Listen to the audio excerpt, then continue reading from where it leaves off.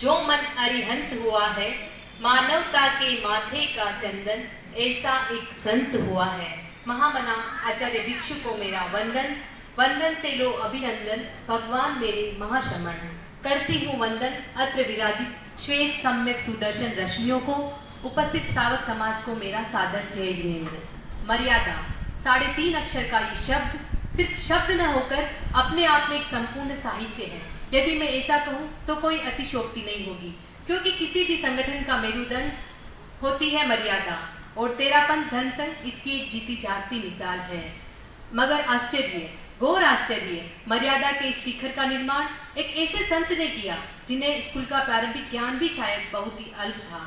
मर्यादा पुरुषोत्तम भगवान श्री राम के पश्चात इस आर्यव्रत पर कितने ही महर्षि एवं ऋषियों ने आध्यात्मिक भूमंडल पर चमके हैं, लेकिन उसमें भी मर्यादा का कोई शिल्पकार अवतरित हुआ है तो निसंदेह वो नाम है आचार्य भिक्षु का। कथनी और करनी में लेश मात्र भी अंतर न रखते हुए अरहतों की वाणी को आगम के इंगित से आम जन के सामने लौकिक और लोकोत्तर धर्म की पृष्ठभूमि को अलग अलग कलेवर में परिभाषित किया। ऐसे महान संत के कमलम हाथों से मर्यादा का विलक्षण शिखर अनायास ही रूपांतरित हो गया, जिसे आज सारा जहां तेरापन धर्म संघ के नाम से जानता है। मर्यादा महोत्सव के शुभ अवसर पर मैं महामना भिक्षु के चरणों में आस्था भरी अर्चना, श्रद्धा से अभ्यर्थना, वंदन करते हुए बताना चाहूंगी, आज तेरापंथ महिला मंडल उतना ने कोशिश की है यह बताने की कैसे हमारे 11 आचार्य जिन्होंने अपने गुणों से तेरापंथ धर्म संघ को सोपान दर सोपान गतिमान करते हुए मर्यादा के सर्वोच्च शिखर पर प्रतिष्ठित कर दिया है। तो आइए देखते हैं एक झलक तेरापंथ के मर्यादा में अनुशासन की। आर्य भिक्षु का ये बाग शान है धरा और गगन की, इसका अनुपम अलौकिक दृश्य किसी अचरज से कम नहीं है। यह मेरा तेरापंथ धर्म किसी इंद्र की सभा से कम नहीं है। तो प्रस्तुत है आपके सामने मर्यादा का सफर सोपान से शिखर तक।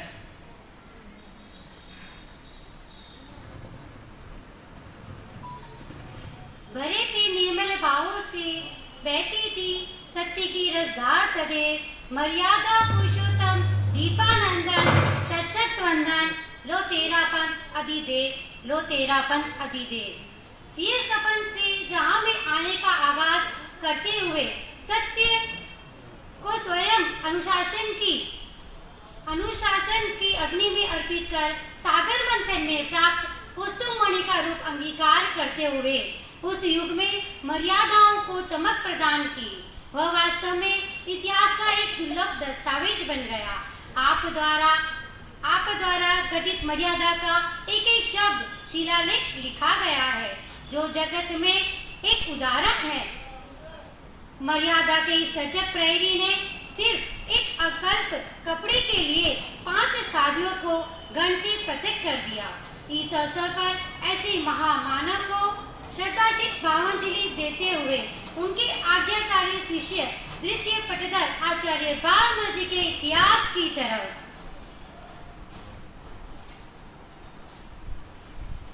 गुरु आज्ञा सर्वोपरि, विरल विनीत शिष्य गण में कहलाए।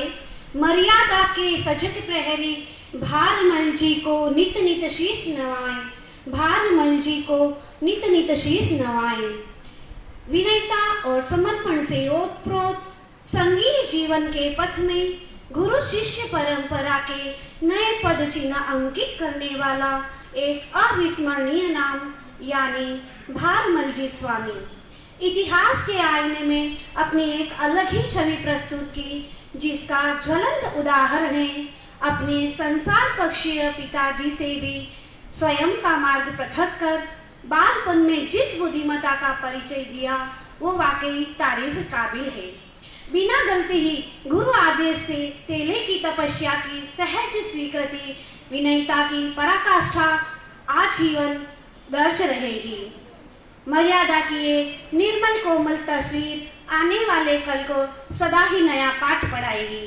विनम्रता के महापुंज को शत शत वंदन करते हुए हम अग्रसर होते हैं तृतीय आचार्य श्री ऋषि राय जी की तरफ। जे जन्म में गुफा में सीनाव्रती से लिखा संयम का हर पावन अध्याय। कोटि कोटि नमन हमारा, हे मर्यादा पावन गुरु ऋषि राय। कोमलता के साथ निर्भीकता की पृष्ठभूमि, यानी पहाड़ी भूमि पर जन्म लेकर बहते हुए निर्मल नीर के समान पत्थर पर विकास की लकीर खींच देने वाले ऐसे साधु जिनका विलक्षण नाम आचार्य श्री रायचंद्री स्वामी, जिनकी ओजस्वी तेजस्वी प्रवचन शैली अपनी अलग ही गाथा सुनाती है। डाकों के मध्य दूर से भरी हुई एक पुकार से डाकों का सरदार स्तब्ध रह गया। मर्यादा के मार्ग पर चलते हुए धर्म की मुकम्मल खेती कैसे की जाती है, उनकी मिसाल छोटी उम्र में ही मिल जाती है। स्वामी जी के अंतिम समय के समूह कही गई वो बात, आप मुझे उम्र से मत आंको, सहज ही निर्भीक वाक पटुता सर्वश्रेष्ठ उदाहरण है। ऐसे अध्यात्म योगी को शत शत वंदन करते हुए अब हम जानेंगे कुशल एवं विस्मयकारी उन्हीं के शिष्य चतुर्थ आचार्य श्री जीतमती स्वामी को। संयम के सागर में अध्यात्म के मणि मोतियों से किया आपने श्रृंगार। पंचांग प्रणति पूर्वक लो वंदन, हे जे गणी मर्यादा के अद्वितीय शिल्पकार। रोहट गोलछा कुल के दैदीप्यमान प्रकाश पुंज या लोक भाषा में कहे तो सिरियारी के संत का धरा का पुनरागमन, और जिनके नाम के आगे पहले जय शब्द गुंजायमान होता है और फिर आचार्य शब्द आता है, यानी जयाचार्य। ऐसे शलाका पुरुष ने अपने कर्तव्य से तेरापन धर्म संघ में स्थापित मर्यादाओं के लिए जो रंग रोगन किया, वह आज तक निष्पक्ष रूप से अपनी चमक को बरकरार रखते हुए समस्त मानव समाज के लिए एक प्रेरणा का स्रोत का कार्य कर रहा है कि आमोद प्रमोद को ही नहीं, मर्यादाओं को भी त्योहार जैसा रूप प्रदान किया जा सकता है। स्वर्ग के देवी देवता जिनकी सेवा में हाजिर रहते हैं, वो कोई साधारण इंसान तो हो ही नहीं सकते। अतः ऐसे असाधारण व्यक्ति के लिए चिन्मय चिराग को स्याही की चंद बूंदों में संपादित करना तो नामुमकिन है। इस अवसर पर ऐसे धर्म धुरंधर आचार्य को कोटि कोटि प्रणाम। वंदन करते हुए उनके द्वारा धर्म संघ को दी गई विलक्षण खोज, यानी संस्कृत के पंडित पंचम आचार्य श्री मगवा गणे के गुणानुवादन की तरफ प्रयाण करते हैं। पंडित द्वय संग में संस्कृत बनी मर्यादा में संस्कारों का पवित्र आधार।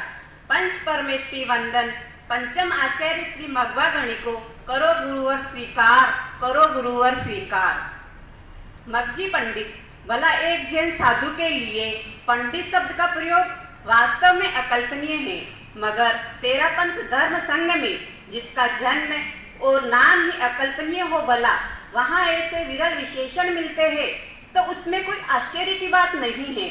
थली प्रदेश के प्रथम और तेरापंथ धर्म संघ के पंचम आचार्य श्री मगवा गणी, यानी शरीर सौंदर्य विराट मस्तिष्क का दुर्लभ संयोग, जैसे कोई ईश्वरीय शक्ति का धरा पर आगमन, तेरापंथ धर्म संघ को एक नई ऊंचाई प्रदान करने वाले सरल मना आचार्य श्री मगवा गणी को इस अवसर पर श्रद्धासिक्त वंदन करते हुए उनके द्वारा प्रतीत जयपुर की मणि, यानी आचार्य श्री मानव गणी की महिमा का बखान उस तरफ करें हम प्रस्थान। गुलाबी नगरी के गुलाबी माणक मृदु शीतल सदा अध्यात्म बहार, मर्यादामय जिया जीवन माणक गणी लो वंदन, संघ के छठे सिफल सहार, संघ के छठे सिफल सहार।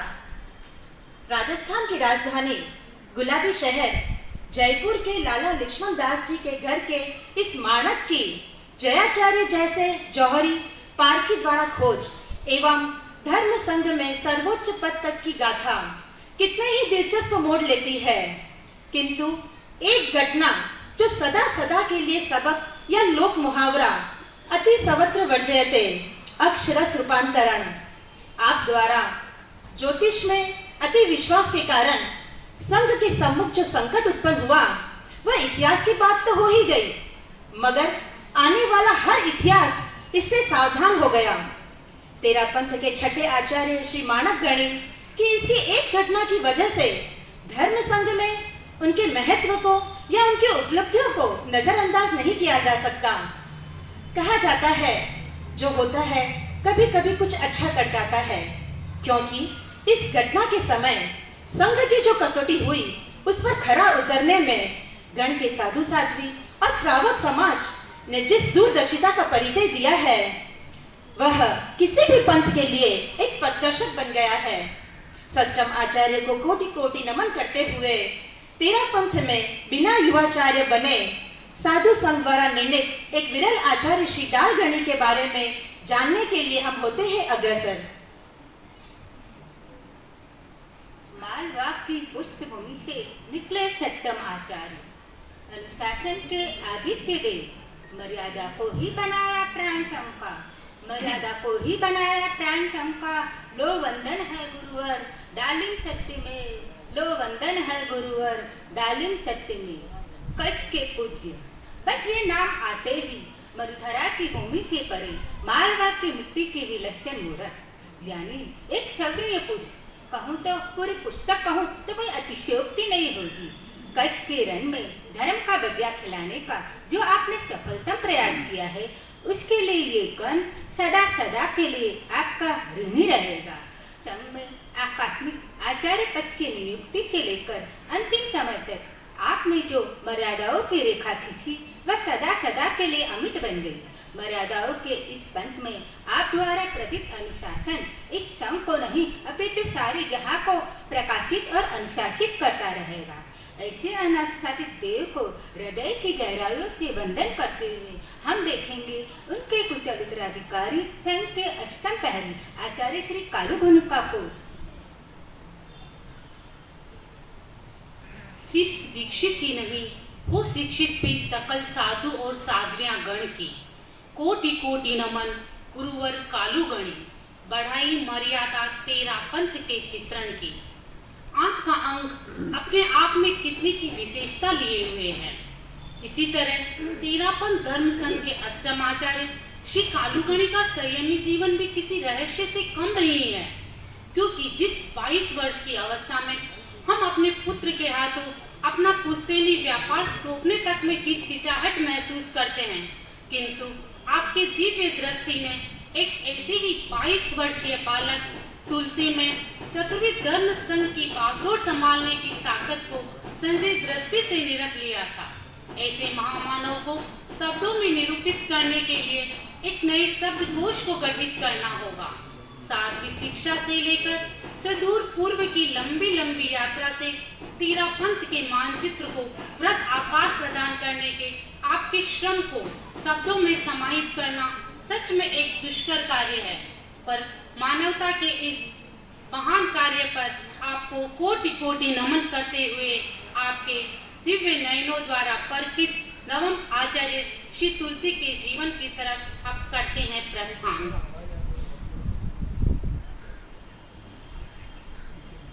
अनुशासन था अचरज भरा अनरत के अभ्युदय, माँ वदना के लाल को वंदन से स्पंदित ये हृदय। आचार्य श्री तुलसी माँ वदना का लाल, गंगा माँ वदना के लाल की, चंदेरी के चांद की, गंगापुर से गंगा शहर तक की संयमी जीवन यात्रा का वर्णन मानो गगन को अपने हाथों से छूने जैसा असंभव कार्य। 22 वर्ष की यौवन अवस्था में किसी गण का मुखिया बनकर अनुशासन के मूल मंत्र से संघ को आकाशी ऊंचाइयां प्रदान की। सदियों से दूरियों की बेड़ियों में जकड़े और वर्षों से चलित परंपराओं को ही अपनी लक्ष्मण रेखा मानने वाले समाज के नीति नियमों को अपनी जादुई वाणी से मुक्त किया। आज उस समय महिलाओं की स्थिति जहां 4 दीवारी में कैद घूंघट में लिपटी नारी को उड़ने के लिए खुला आसमां दिया और यहाँ तक कि 13 पंथ महिला मंडल जैसा मंच प्रदान करवाया। निज प्रशासन फिर अनुशासन का जागृत जीवन जीते हुए गरीब की झोपड़ी से लेकर राष्ट्रपति भवन तक, जैन से लेकर अजैन तक, यहाँ तक कि 7 समंदर पार आपके सिद्धियों की चर्चा युगों युगों तक होती रहेगी। आचार्य श्री तुलसी का व्यक्तित्व चमकता हुआ भाल, दिव्य नयन, विलक्षण कर्ण, अद्भुत मेघा शक्ति, लेखक, चिंतक, आशु कवि, गायक ऐसा क्या नहीं था उस महामानव में जिसे हमें कहीं और खोजना पड़े। आज संघीय मर्यादा महोत्सव के अवसर पर अनरत के मुकुटमणि नवम अधिशास्त्रा आचार्य श्री तुलसी को यथाशक्ति भावित भक्ति से शत शत नमन करते हुए उनके ही अद्भुत शिष्य दशम अधिशास्त्रा प्रेक्षा प्रणेता आचार्य श्री महाप्रज्ञ जी को जानने के लिए आइए आगे बढ़ते हैं।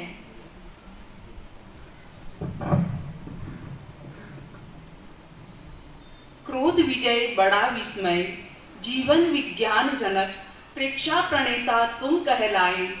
धन्य धन्य ही बालू नंदन, तुमसे तो खिल उठी धर्म संघ की ये मर्यादाएं। मिट्टी जब स्वयं को एक कुशल कुम्हार के हाथों में समर्पित कर देती है तो एक ऐसी जीवंत प्रतिमा का आकार मिलता है कि जिसे देखकर दांतों तले अंगुली दबा लेते हैं। ठीक उसी तरह मुनि नथमल ने स्वयं को समर्पित किया गुरुवर कालूगणी के श्री चरणों में, और कालूगणी ने उन्हें सौंप दिया मुनि तुलसी के कुशल हाथों में एक अद्भुत नवनिर्माण की तरफ। यहीं से सूत्रपात होता है गुरु शिष्य की ऐसी परिपाटी का जिसे देखकर हम सात्विक गौरव का अनुभव करते हैं कि हमारे धर्म संघ में ऐसी विरत गुरु शिष्य की जोड़ी को देखने का सौभाग्य प्राप्त हुआ है। तेरा पंथ के तस्वीर भी जहां में दुर्लभ है। अहिंसा के इस पुजारी ने गुजरात रथ यात्रा के समय अपनी शब्द रूपी मरहम से हिंदुस्तानी जनमानस के हृदय में स्थान बनाकर जो हिमालयी कार्य किया वह हम कभी भी विस्मृत नहीं कर सकते। अहिंसा के इस पुजारी का जो कार्य हम हमेशा देखते हैं हमारे लिए वह बहुत ही दुर्लभ है। मर्यादा के इस शुभ अवसर पर हम तमकोर की धरा पर जन्मे चोरड़िया कुल के नंदन को शत शत वंदन करते हैं। तेरा पंथ के इस 10वें ध्रुव तारे ने हमें दिया सरदार शहर का एक तारा। अब केंद्रित होगा हमारा आगे का नजारा, अब केंद्रित होगा उसी तरफ हमारे आगे का नजारा।